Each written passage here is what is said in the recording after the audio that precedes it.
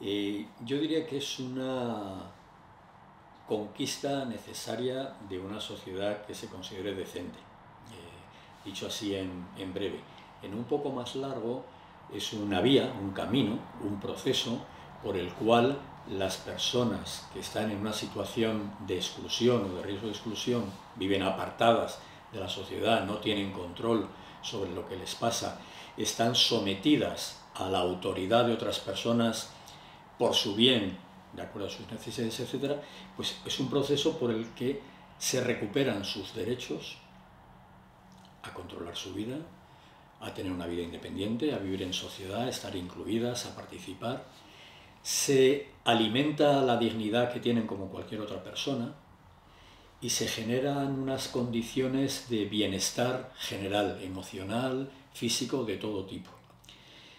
Cuando hablamos de desinstitucionalización es también una cuestión muy de ruptura de lo establecido, de creación como de otra cultura, de otra manera de entender la vida de las personas, de entender que las personas no somos ni más ni menos porque tengamos más o menos capacidades, más o menos oportunidades, más o menos bienes, más o menos estudios, sino que toda persona, por el hecho de ser persona, por el hecho de haber nacido entre personas, es plena en dignidad y tiene que tener iguales derechos, le pase lo que le pase. La situación de desinstitucionalizar a las personas viene porque previamente están institucionalizadas. ¿Por qué están institucionalizadas? Si nos fuéramos a los años 40, 50, en este país, también en otros, esa institucionalización era por el mejor bienestar y las mejores oportunidades para personas que no tenían nada, y donde se pensó en ese momento que unirlas en unos contextos, en unos entornos a nivel colectivo, iba a facilitar que tuvieran atención, que tuvieran asistencia, que tuvieran cuidado. Y claro, eso generó un marco normativo, generó unos requisitos, unos reglamentos, unas leyes. Conforme en la sociedad vamos avanzando y se va avanzando en la conquista de derechos y en otra visión de las personas, no como colectivo, sino como persona singular, con sus derechos, con sus oportunidades, etc., ese marco normativo es un marco que constriñe, es un marco que aprieta, y se necesitan otros marcos normativos. Y eso es lo que ocurre ahora, que para lograr realmente ese tránsito a una vida en comunidad se requiere que haya creencias, que haya decencia política y decencia social, pero que haya también normas, leyes que lo favorezcan y presupuestos y recursos para llevarlo a cabo. Claro, si nos vamos incluso eso hasta tantos años atrás, por ejemplo, en Esparta, si un niño o una niña nacía con una discapacidad, le tiraban directamente por un precipicio. O filósofos griegos muy renombrados decían que en realidad eso no era un ser humano, que el ser humano era ser inteligente y ser varón, si no, no eras del todo humano. Incluso en la prehistoria podríamos encontrarnos la faceta contraria. Por ejemplo, hay estudios que demuestran que personas con lo que hoy denominamos discapacidades eran atendidas y apoyadas por la tribu, por el grupo. No eran dejadas atrás. En otros casos podrían ser dejadas atrás, pero había ejemplos también en que no eran dejadas atrás. Yo creo que estamos todavía en proceso de humanización. Yo creo que somos un poco salvajes. Tenemos intenciones de logros, de derechos, de dignidad, avances indiscutibles, pero hay también mucha pestilencia de indignidad. Hay guerras, hay violencia, hay abusos, hay negligencias, hay de todo todavía, ¿no? En el tema de las personas con discapacidad, lo que hay además todavía es una creencia cultural de que son, como decía creo una película, hijos de un Dios menor. Son gente que están en proceso de hacerse. No han llegado a ser como tú, como lo normal, como lo establecido. Entonces, esa creencia es horrible. Porque de antemano, si tú crees eso, si tú piensas eso, vas a sentir cosas diferentes. Vas a sentir pena, vas a sentir lástima, vas a sentir rechazo a lo diferente.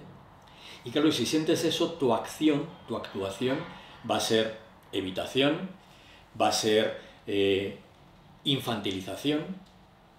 Claro, construir otra creencia, otro relato diferente, otra cultura diferente es una parte esencial de todo este proceso. Y esa construcción de esa cultura tiene mucho que decir las propias personas con discapacidad. El entorno también. Y tienen mucho que decir, en mi opinión, es un tema que yo insisto mucho en ello, los relatos en los medios de comunicación, los relatos en la difusión de la imagen, los modos en los que construimos la imagen. Y tiene mucho que ver también, por lo tanto, si desde pequeñitas y desde pequeñitos construimos una cultura donde lo diverso o lo diferente no es peor, sino que es una expresión más de lo que es lo humano. Claro, estamos en una sociedad en la que hay una, en mi opinión, o lo que yo puedo sentir, una diversidad en los poderes establecidos. El poder del hombre, el poder del poderoso, del que tiene recursos, y siempre ese poder implica no solamente el no poder de otras, sino la sumisión de otros grupos.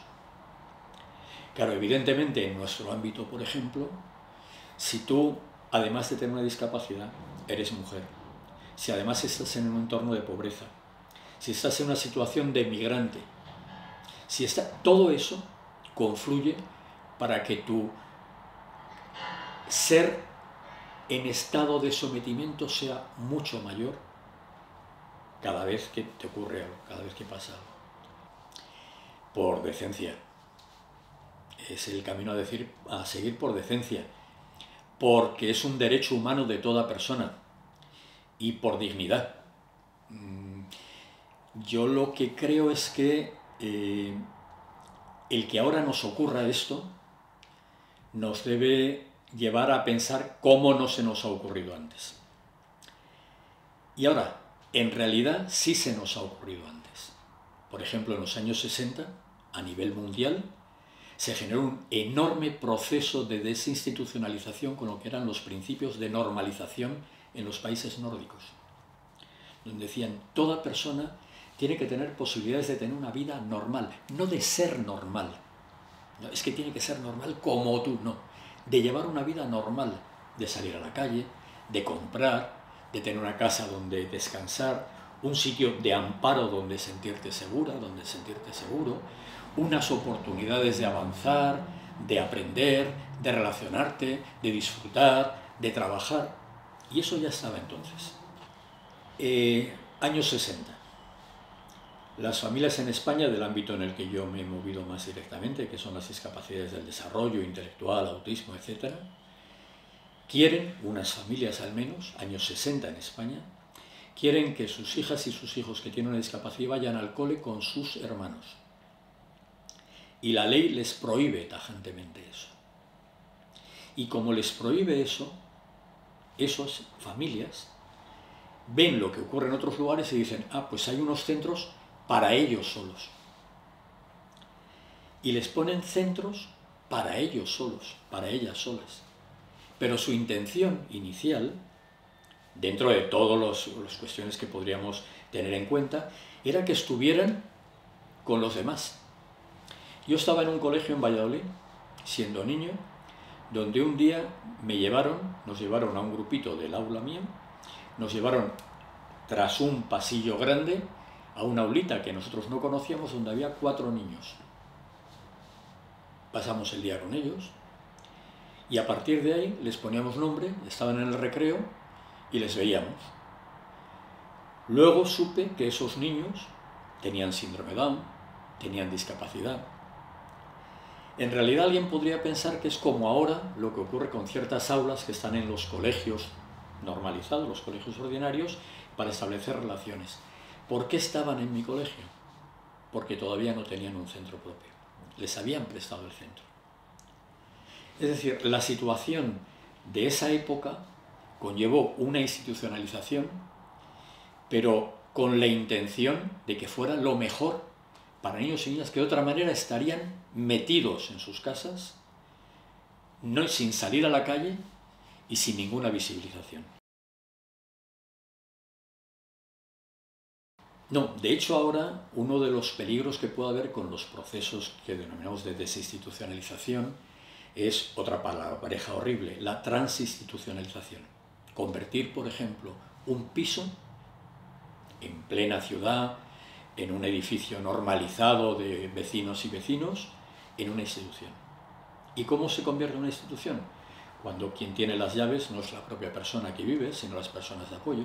Cuando tú no puedes controlar si te sientas en tu sofá y poner los pies a descansar encima de la mesa, que es tu mesa y que quizá es la manera de descanso, donde tú no tienes los apoyos adecuados, donde tú no te permiten salir cuando tú deseas a la comunidad, sino cuando toca por horario de la organización. Es decir, los requisitos de los servicios de las organizaciones, si se ponen a favor de la organización del sistema en vez de a favor de las necesidades de las personas, serían el caldo de cultivo para crear otra institución, aunque aparentemente los ladrillos no sean instituciones.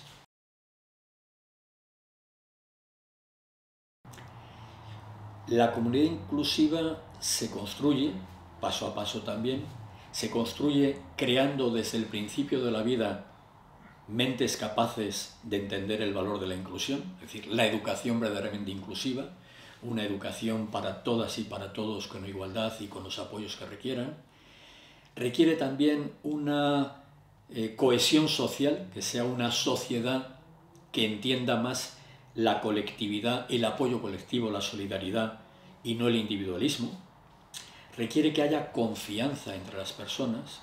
Hay un indicador, el índice de desarrollo humano, creo recordar, que es en qué medida la población tiene confianza en otra persona. Eso está disminuyendo de una manera importante. En sociedades como la nuestra está mucho más bajo de lo que se debiera. No se tiene confianza en el otro. Una sociedad que no tenga confianza en el otro, en la otra persona, es una sociedad que no puede construirse como una comunidad inclusiva. Una sociedad que no ve digna a toda persona por el hecho de ser persona, sino que clasifica, etiqueta, segrega, excluye a determinadas personas, no es una comunidad inclusiva.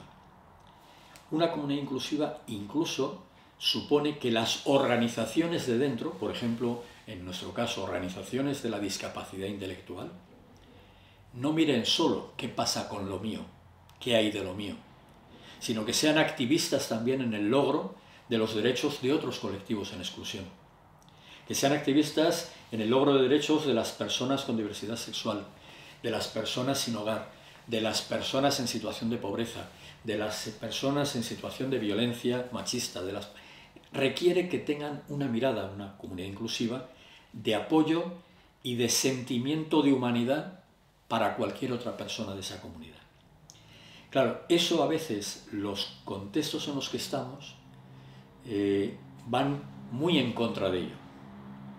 Probablemente sabes cómo incluso el urbanismo de algunas zonas de las ciudades está construido para la soledad y el aislamiento, para no juntarse, más que construido para la plaza pública, para conversar, para disfrutar, para sentir un espacio verde, para poder estar en compañía paseando.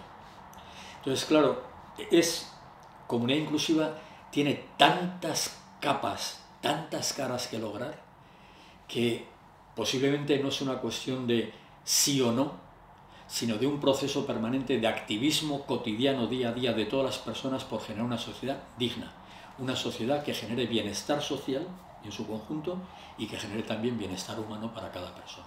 Yo sí que he sentido siempre que había la oportunidad de, más que intentar esperar a que todas las comunidades, todos los barrios, todos los contextos sean inclusivos, sería establecer termómetros de dignidad, termómetros de inclusión, termómetros de vida buena en común, de buena comunidad, y facilitar, promover, difundir y publicar aquellos contextos, aquellos barrios, aquellos pueblitos pequeños, ¿no?, o ciudades donde ese índice de buena vida en comunidad fuera importante. ¿Por qué? Primero porque si eso ocurre una vez, nadie va a poder decir que eso es imposible. Porque hoy todavía hay personas y hay grupos que piensan que es imposible, que es una utopía, que es algo irreal, que podamos tener ese tipo de vida buena en común. Que eso es un buenismo, que eso es una situación que no va a poder pasar.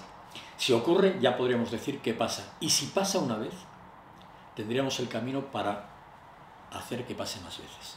Y conforme pase más veces, cada vez otras comunidades tendrán donde mirarse para poder avanzar también en ese mismo camino. Fíjate, en eso estamos, yo creo que permanentemente, eso que se dice del yin y el yang, ¿no? La cara A y la cara B. Cuando la guerra de Vietnam y las guerras antes en Estados Unidos fueron la oportunidad, como se quedaron sin hombres las fábricas, fue la oportunidad para que entraran a trabajar mujeres y para que entraran a trabajar personas con discapacidad, para sacar la producción. Y la sacaron. Cuando acabó, volvieron esas otras personas también con otras necesidades, pero esas personas con discapacidad que habían estado ahí, en una gran medida volvieron a las instituciones. Recuperaron derechos, pero no recuperaron. Estaban en espera. Estaban utilizadas. En ese momento, digamos, la creencia de que no valían para nada, por la obligación dijeron, bueno, vamos a ver.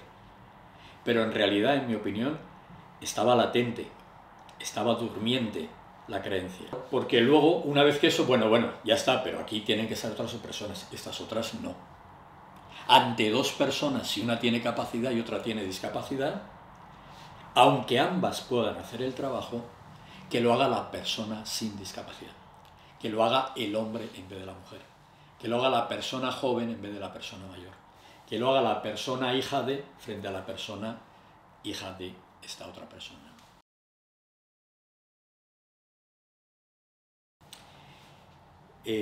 La estrategia estatal de desinstitucionalización marca un hito que en mi opinión es histórico. Los proyectos de aseguramiento de que esto es posible, como el proyecto Mi Casa, Vida en Comunidad, de plena inclusión, es otro hito, en mi opinión, importantísimo. Un hito además que está evaluado externamente, diciendo que cumple con esos derechos, cumple con el bienestar de las personas, aumenta su calidad de vida y no necesariamente los recursos que tiene que disponer para ello son desorbitados.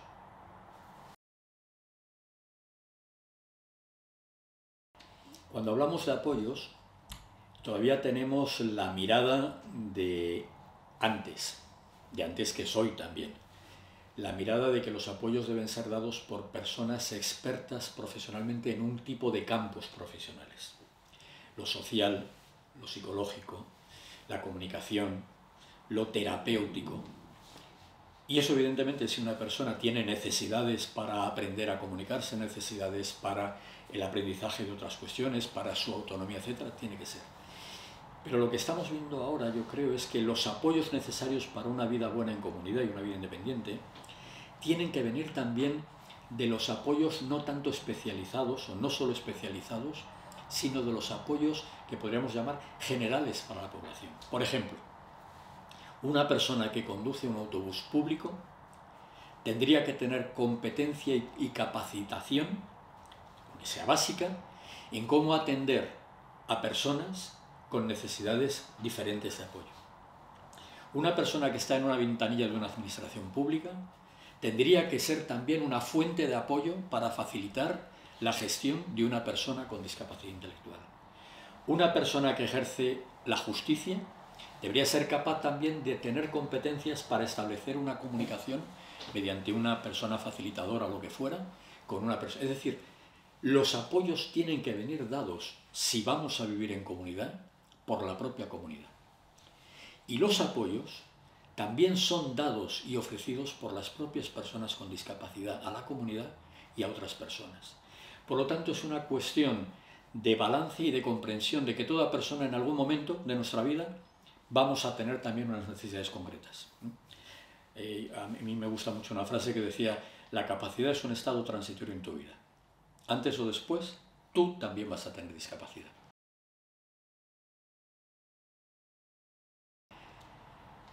Cuando, tú sabes probablemente la cuestión que decía Galeano, ¿no? Lord Galeano de que es la utopía.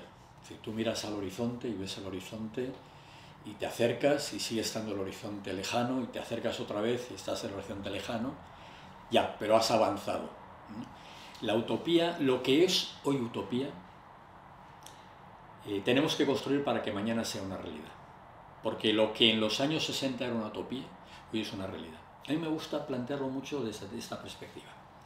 Hay todavía mucho impensable. Es impensable. Es impensable que una persona con discapacidad intelectual y grandes necesidades de apoyo forme una familia propia y tenga descendencia. Es impensable. ¿Cómo se te puede ocurrir pensar? Claro, si no lo piensas, no ya es que no exista, es que es intolerante que puedas decirlo. Pero hay que decir que eso es pensable. Cuando dices que es pensable, la gente te va a decir, ya, pero es imposible. Claro, y cuando dice es imposible y lo haces posible aunque sea una vez, ya te pueden decir, bueno, pero es poco tolerable esto no encaja en lo que es lo que tenemos. Y además es irreal. Lo has conseguido una vez, pero no tú. Ese es el camino de la construcción de lo que aparentemente es utópico, cuando en principio hay gente que se atreve a pensar. Porque lo que es impensable te genera un muro infranqueable ya. Tus creencias, que las tienes alimentadas ahí, es como diciendo, no me vengas con esto es impensable. Hay una debilidad, vamos a decir, de creencia cultural, establecida muy desde el inicio, y por eso yo tengo ese énfasis en la educación verdaderamente inclusiva y desde el inicio de la vida.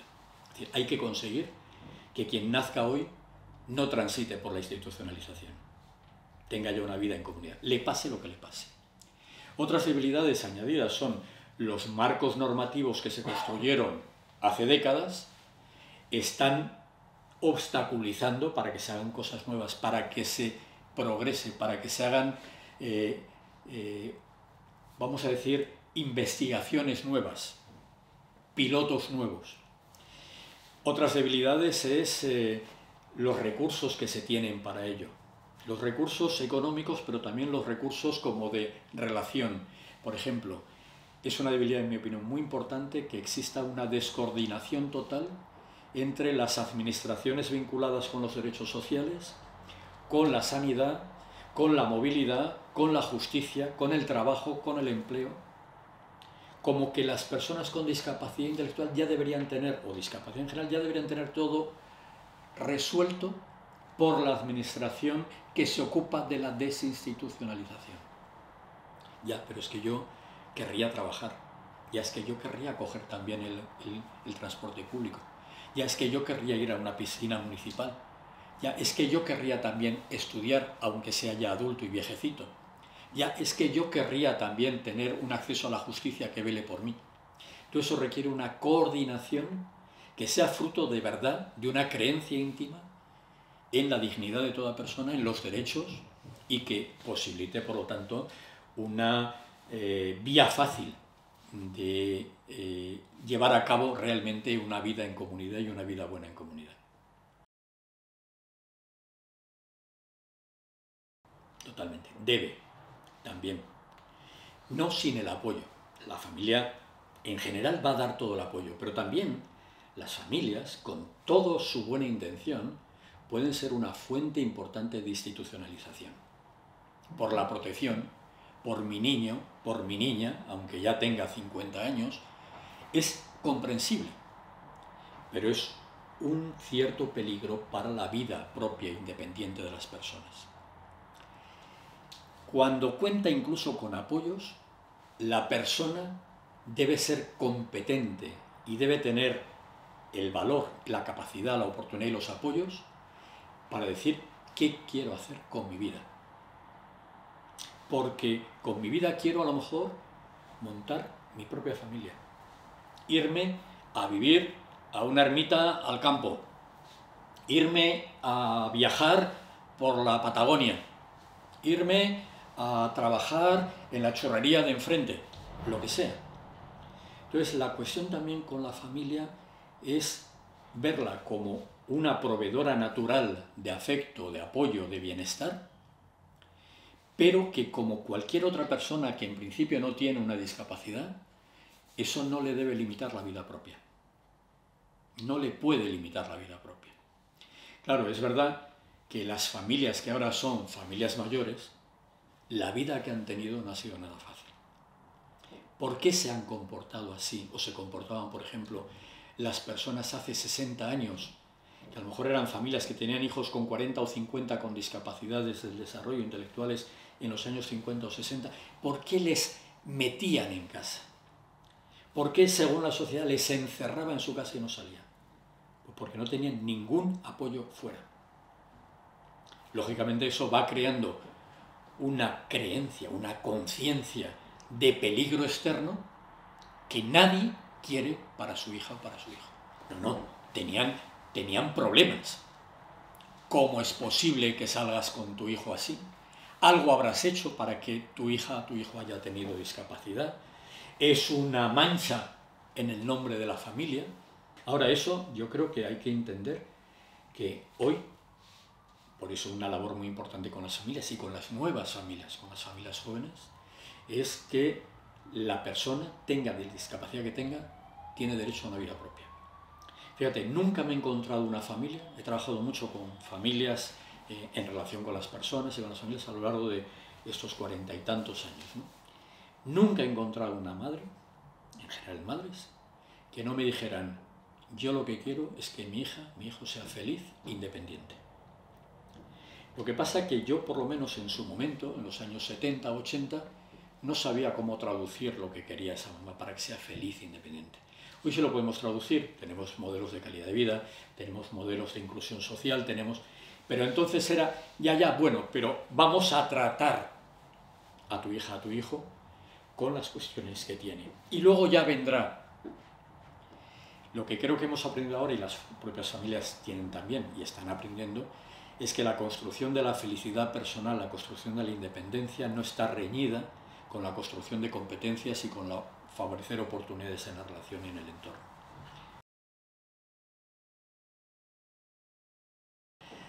Yo puedo entender y comprender que su deseo todavía no está cumplido. Y como tal, le diría, como a cualquier otra persona, lucha por conseguir tu deseo. Lucha por conseguir tu deseo. Y ponte al lado de gente que te ayude a conseguir tu deseo. ¿Por qué? Porque es como cuando a cualquier otra persona te dices que es que me encantaría poder trabajar en un hospital, en no sé qué, aunque sea, pues oye, mira, lucha por ello. Oye, pues mira, conozco a no sé quién que a lo mejor te puede ayudar, pues a lo mejor te permite hacer una sustitución de algo, aunque sea pues para colocar algo allí dentro, tal. O sea, lucha, pero en el sentido de no luches en soledad. Ponte con la gente, con tus seres queridos, que pueden ser amigas, amigos, personas conocidas, personas de apoyo, personas del barrio, lo que sea, a expresar lo que deseas y a ver un poco, a indagar. Por eso es muy importante una figura que hay, por ejemplo, ahora en los proyectos como Mi Casa, de personas que te permiten explorar el entorno en el que estás para ver qué oportunidades tienes en relación con tu sueño. Mira, había una persona, yo conocía una familia y conocía al chico, y me decía, cuando yo les hablaba, eran los años, también yo creo que finales de los 90, principios de los 2000, les decía lo de la planificación central en la persona, lo de la autodeterminación y tal, me miraban con una cara muy rara, y esta madre me decía, ya hombre, y mi hijo lo que quiere es conducir un coche. Y tenía una discapacidad enorme, tenía un síndrome tal, Digo, vamos a ver. Si tu imagen de conducir un coche es ir por la Gran Vía de Madrid con un coche en hora punta y haciendo no sé qué, a lo mejor eso es lo que tú ves que es impensable, imposible. Pero ¿qué pasa si hay un pequeño cochecito o una Caterpillar de estas o un cochecito de tipo Golf para ir en un entorno industrial de un sitio a otro llevando una cosa o para transportar una situación? Eso, a lo mejor ya, primero, si tienes alrededor de esas personas, pues mira, pues yo tengo un primo que trabaja en una empresa que precisamente tiene eso, pues a lo mejor puede ir a hacer ahí a ver qué tal. Entonces, a lo que voy es que cuando a veces vemos los sueños que podemos tener cada uno o cada una, a veces nos lleva la cabeza de quien no está en el sueño de esa persona a pensar que eso es inviable, que eso no puede ser, que esta mujer no puede vivir sola absolutamente. A lo que decíamos antes, si es impensable, nada vamos a hacer para facilitarlo.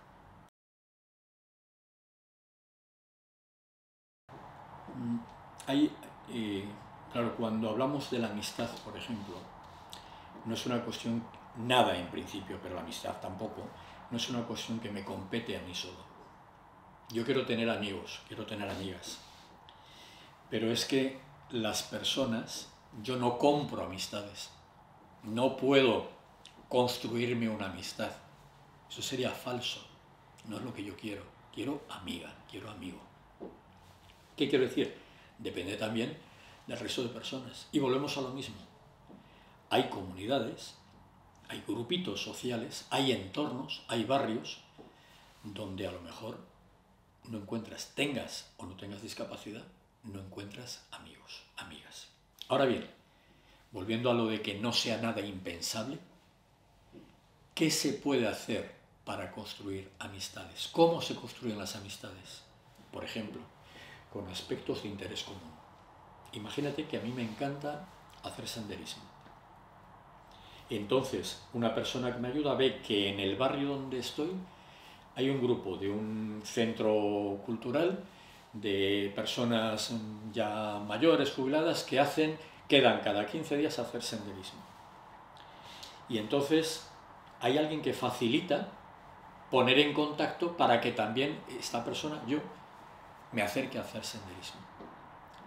El primer día, mi grado de amistad con las personas que voy a hacer senderismo va a ser pequeño. Y voy a decir, Carla me ha caído bien, Pepe, joder, qué más desagradable. Este otro, bueno, y de este es que no sé, me parece tan rara esta persona. Si vuelvo, va a haber ya un tejido de relación. Y a lo mejor una persona me dice, ¿qué tal? ¿Te pareció el otro día bien? Y a lo mejor otra persona dice, gente, que el próximo fin de semana voy a celebrar mi cumpleaños y os quiero invitar a todos a una cervecita después del senderismo. Y entonces ya hay otra gente que dice, oye, ¿por qué no vienes tú también? Y yo había pensado que tal.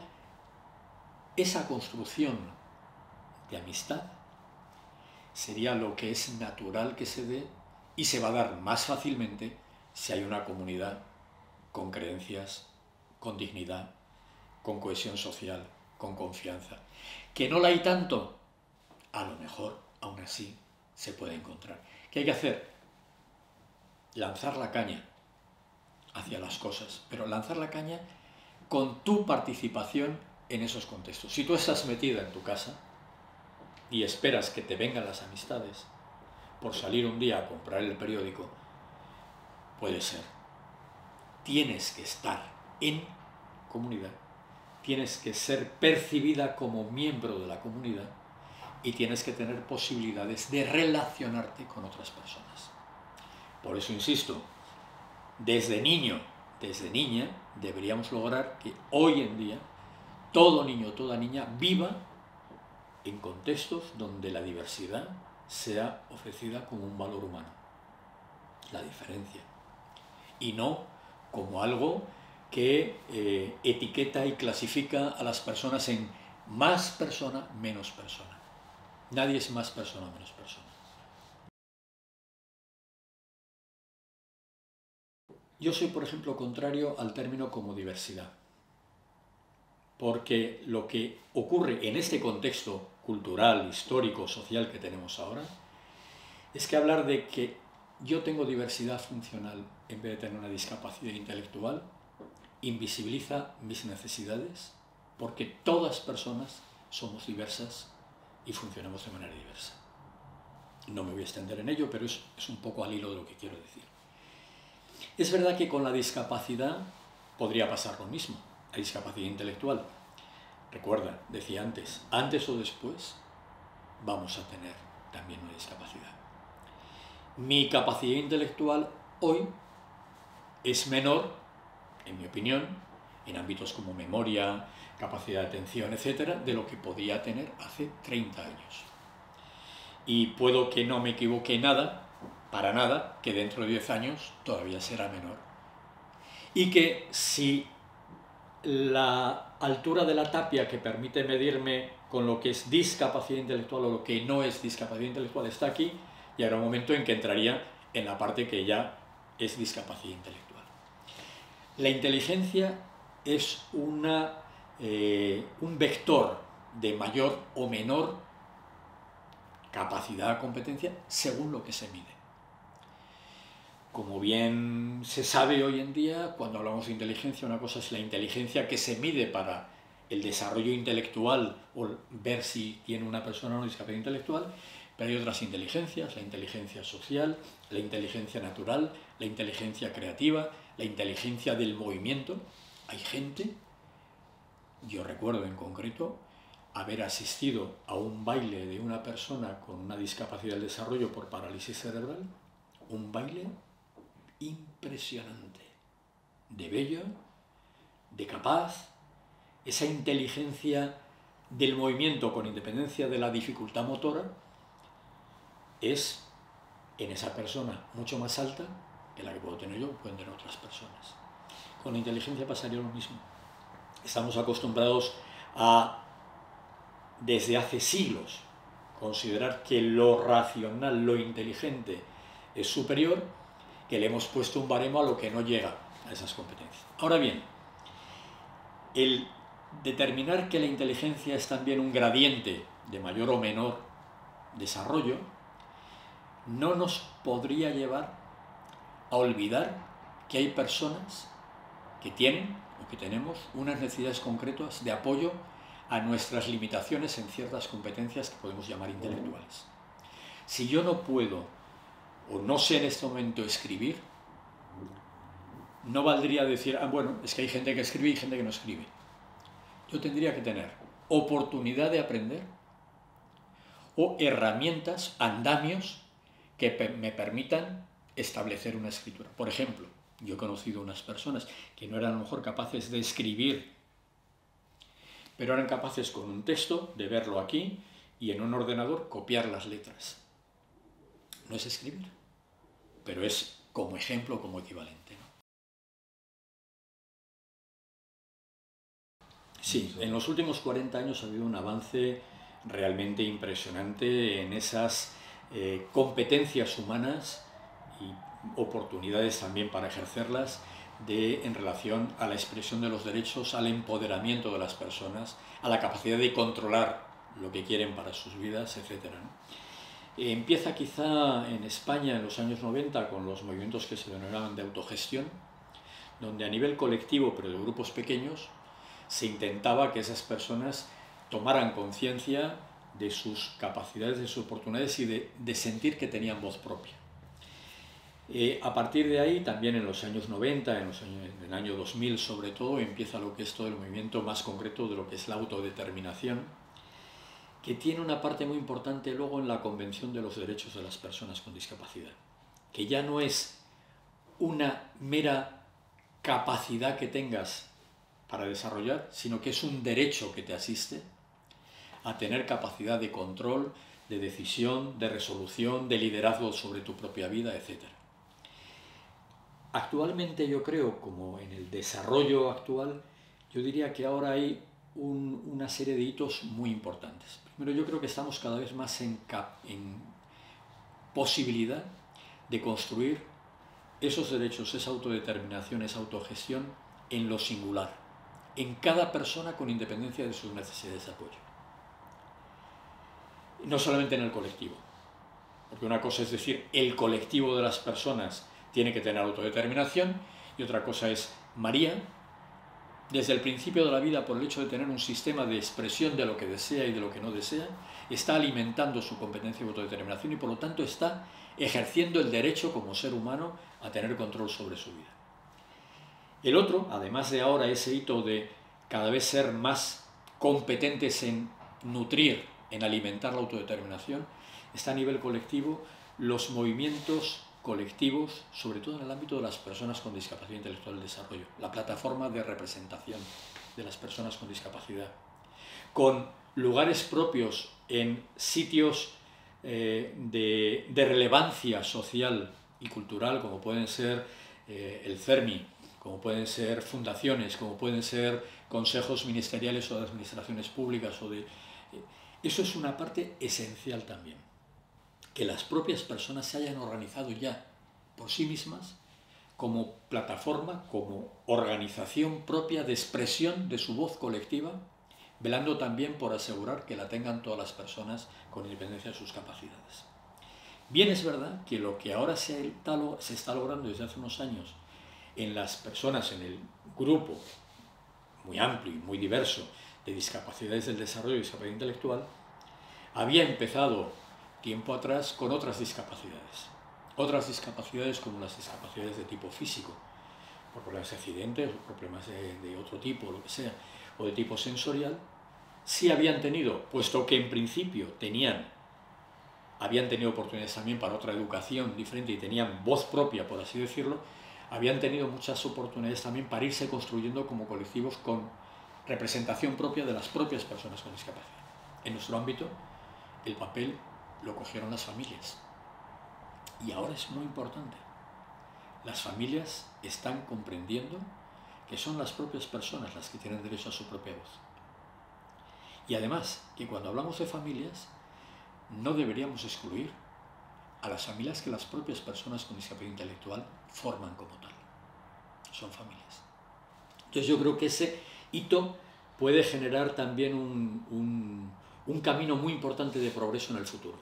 Por ejemplo, si hay un ayuntamiento, va a una asociación, vamos a decir, Vale o quien sea, a solicitar apoyo y recursos para tener viviendas para vida en comunidad, es muy distinto que vaya la o el profesional de turno a decir, mire usted, tengo este proyecto, tienes tal, se necesita esto es un derecho tal, a que vaya una familia, es que nuestros hijos necesitan tal, a que vaya la propia persona y diga, yo soy ciudadana, tengo derecho y quiero saber qué podemos hacer, qué tenemos que hacer para que ustedes como administración nos permitan tener apoyos para tener ese derecho y tener una vida en la comunidad, tener una vivienda propia, tener un piso en alquiler o tener capacidades para que mi familia en su día deje un piso para mi nombre, pero pueda seguir teniendo apoyos con independencia de que no esté en ninguna organización ni en ninguna institución, etcétera, etcétera. Es decir, el hecho que las propias personas con discapacidad estén organizadas colectivamente con voz propia, en mi opinión, es un camino ya irrenunciable, pero con un desarrollo de posibilidades y de oportunidades tremendas conforme vaya alimentándose realmente su propia capacidad, los propios recursos que tengan y el reflejo que van a hacer en las instituciones, en la sociedad, de lo que son competentes para hacer y decir, ¿no? Y exigir sus derechos. Yo he hecho mucho hincapié he estado en el comité asesor de la estrategia de desinstitucionalización en el Ministerio de Derechos Sociales y yo incidía, porque esa experiencia de otros lugares, en otros entornos del mundo hace unos años, en el papel de los medios de comunicación y los sistemas de construcción de relatos públicos para que todo esto no se quede en el gueto de los colectivos implicados, por entendernos entre comillas. Generar relatos de posibilidad. Esto es un ejemplo perfecto. Una persona que está haciendo posible su propia vida. Generar relatos de bienestar colectivo derivado de las personas también por su contribución a los demás. Generar relatos de roles diferentes. Mi rol no es solamente recibo tu apoyo porque tú eres una persona profesional excelente y me da un apoyo perfecto, sino yo también soy contribuidor de apoyos de otras personas. Hago de voluntariado en la Asociación del Cáncer y ayudo a personas a trasladarlas de un lugar a otro cuando lo necesitan. Ese papel de los medios, esa construcción de una narrativa pública diferente, en mi opinión, puede hacer un favor enorme hacia esa construcción que decíamos antes de una comunidad decente, una comunidad inclusiva, una comunidad que tenga la bandera de la dignidad en primera fila.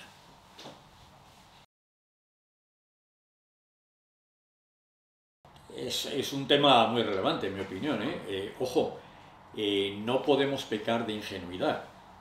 Cuando yo decía vamos hacia la construcción de una humanidad digna y una dignidad permanente, lo que decía también, estamos en un contexto donde hay violencia, donde hay guerras, donde hay abusos, donde hay malestar, donde hay gente canalla, donde hay cosas que no facilitan para nada. Y eso también en el propio ámbito de las personas con discapacidad, de las organizaciones, de sus familias y de todo. Claro, si yo voy con una perspectiva de, entre comillas, buenismo social, donde yo voy como mi derecho, ya voy a tener todo, la vida no es así. Debería ser así, deberíamos ir hacia una civilización mejor, en mi opinión, pero no es así. Entonces, ¿qué ocurre? Cuando hablamos de autodeterminación, una de las cosas que más hincapié hacíamos en su momento es de, ojo, autodeterminación no es conseguir todo lo que tú te propongas, ni es hacer lo que te dé la gana. Hay una interdeterminación. Y por lo tanto en la vida, cuando hablamos de felicidad, no es estar todo el día sonriendo, no es estar todo el día feliz, estando con la gente, no. La vida tiene duelo, la vida tiene pérdidas, la vida tiene frustraciones, la vida tiene malestares, la vida tiene alegrías, la vida tiene personas queridas, la vida tiene la capacitación o la preparación para la vida, implica entender un conocimiento del mundo también, una comprensión de lo que ocurre en mi mundo. Y mi mundo es este mundo, pero es también en el que hay al lado con Gaza, es el que hay al lado con la migración, es el que hay con la violencia machista, es el que hay al lado con la indignidad, con la corrupción, con... Las propias personas con discapacidad, a veces, intelectual sobre todo, históricamente se ha caído en una infantilización, pero también una infantilización también como de un bienestar permanente por el hecho de tener discapacidad intelectual. Por el hecho de tener discapacidad intelectual es una persona excelente, es una persona afectuosísima, es una persona buenísima, el mundo es tan complejo que no te voy a exponer a ello, y para que no te frustres te voy a meter en este sitio. La preparación para la vida implica un conocimiento de lo que es la vida. Y la vida tiene rosas y tiene espinas. Y es verdad, porque si no, la situación es, es que quiero vivir en mi casa y no tengo una casa. Si esa persona está con otros grupos, es verdad que una persona como Charo con 50 años, 59. o 59, la huella que tiene vital es una huella institucional. Buena o mala, pero es institucional. No solamente de las instituciones de las asociaciones, sino incluso de la familia. Es un contexto donde probablemente ella ha tenido muy pocas oportunidades para ejercer control sobre lo que quiere, para decidir situaciones de ocio, de relación, de independencia, de sexualidad, de mil historias. Y es distinto que si ahora es una cría de 12 años que ha estado en una escuela inclusiva y que empieza a hacer amistades en un grupo scout con niñas y niños con y sin discapacidades y sale al campo y hace actividades y luego tiene personas que siguen con ella porque quieren seguir y luego establece y tiene oportunidad para crear su propia familia y aún así no logrará todo y tendrá dificultades, pero es verdad que va a tener digamos más obstáculos o va a tener más sensación de dificultad que si hubiera tenido otra huella vital.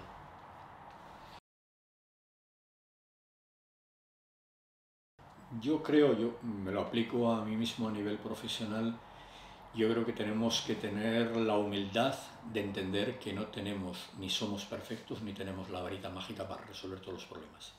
Ahora, que lo que no podemos es quedarnos parados. No podemos dejar de ser activistas. Un activismo con compromiso y con valor, con valores, con virtudes, digamos, de avance, eso es lo que se necesita en las organizaciones. Eso es lo que se necesita. Las organizaciones que hoy en día decimos se tienen que transformar para dar servicios de apoyo en la comunidad, etc., son las primeras que en su momento también hicieron un importantísimo proceso de transformación para sacar a las personas de esos guetos sociales de invisibilidad y de desatención total en el que estaban. Y por lo tanto las propias organizaciones, desde la humildad de saber que es un camino y que quizá no van a ver el final deseado, deberían asegurar el activismo dentro un poco de esa idea que tenía Paulo Freire de hacer los inéditos viables. Hay cosas que hoy no existen, pero que las puedo hacer realidad mañana. Y cuando haya hecho realidad mañana, ya hoy serán reales y habrá otra cosa que no existe, que es inédita, pero la realidad. Volvemos un poco a esa percepción de la utopía. Entonces, si tú como sistema, como organización, como personas responsables de una organización, pero la organización no es la organización, son Carmen, María, Pepe, Juan, son personas en un momento histórico determinado y en un dinamismo, lo que tienes que tener, en mi opinión, es humildad, comprensión de tu imperfección, comprensión de la situación del contexto, de las frustraciones que decíamos antes. Ahora, que eso no merme ni un ápice tu activismo. Por eso yo decía una frase, es decir, vale, es que, cuando dice, es que no hay recursos, es que faltan personas, es que tal, es que no hay capacitación, es que las personas son muy malas, es que las personas son muy buenas. Muy bien, esa es la vida. Hay una cuestión que es tuya irrenunciable, mía irrenunciable. ¿Qué puedo hacer yo ya? Y hacerlo.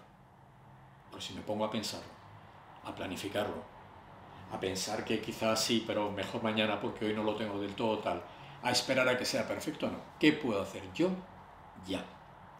¿En qué línea? En la de los valores, en la de la buena ciencia, la ciencia que te basas en ciertas cuestiones que te permiten predecir que lo que vas a hacer tiene sentido y va a lograr el objetivo. Paso a paso, humildad, pero valentía y activismo.